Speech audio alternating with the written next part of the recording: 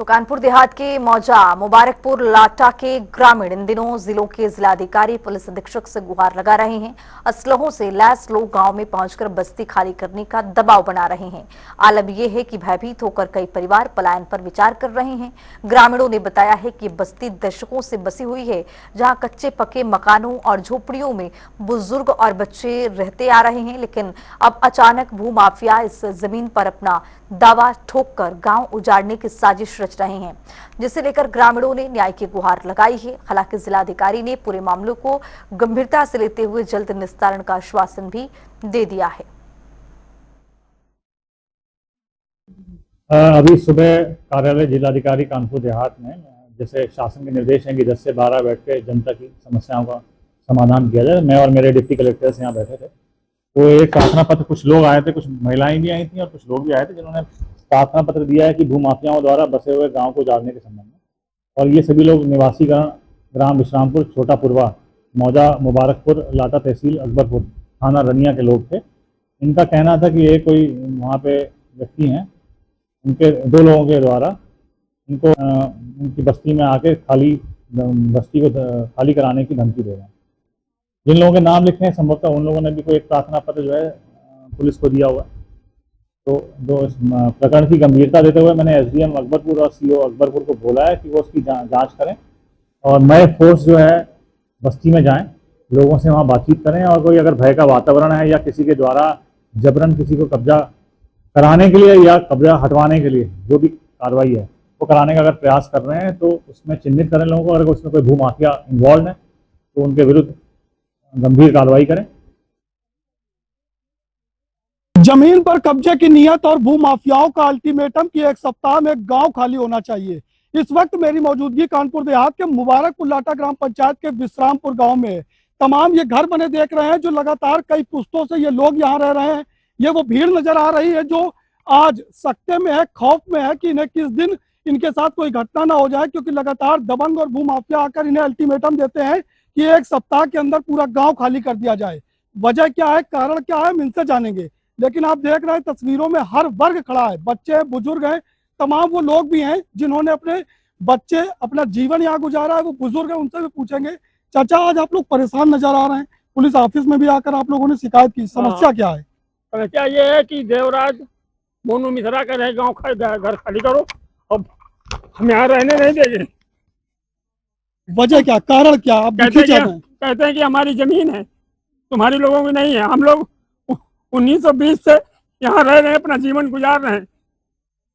सवाल ये है कि कोई दबंग या कोई व्यक्तिगत आदमी आकर के यहाँ पर बोलता है जमीन खाली करो, क्या किसी अधिकारी ने आपको नोटिस दिया इस तरीके के? जमीन ना, अधिकारी नोटिस नहीं दिया। ये दबंग लोग जो है हम लोगों को परेशान कर रहे हैं, रातों दिन चक्कर लगाते हैं, बदमाश भेजते हैं, रात रात हम लोग सो नहीं पाते, ना खाना खा पाते हैं। किस तरीके की माहौल यहाँ पर बना हुआ है, किस तरीके से धमकी देते हैं? क्या माहौल तो इतना गंदा है कि बता नहीं सकते। रात दिन ना सोना, ना बैठना, ना खेत जा सकते हैं। बस भूमाफियों का इतना बड़ा दमंगिया है। लाइसेंस बिगैर लाइसेंस के लेके आना, बोलना खाली करो, मरवा दिए जाएंगे, या का नाम 2 दिन टाइम, कभी 4 दिन का टाइम देना होता है, जो कि बहुत समय हो गया। कम से कम 5वीं पीढ़ी हम है, जो कि 90 प्लस हमारी दादी हो गई है 90 प्लस हमारी दादी हो गई है। ये पेड़ कम से कम 50 साल पुराना है और कम से कम 90 साल पुराना हमारे यहाँ पुराना पेड़ खड़ा हुआ है। अगर आप इंक्वायरी करवाएंगे, पुराना मकान बना हुआ है हमारा, उसमें ईंटों का लिंटर पड़ा हुआ है। आप जानते हो कितना पुराना हो गया, ईंटों का लिंटर है। अब क्या करें, दहशत उनकी बनी हुई है।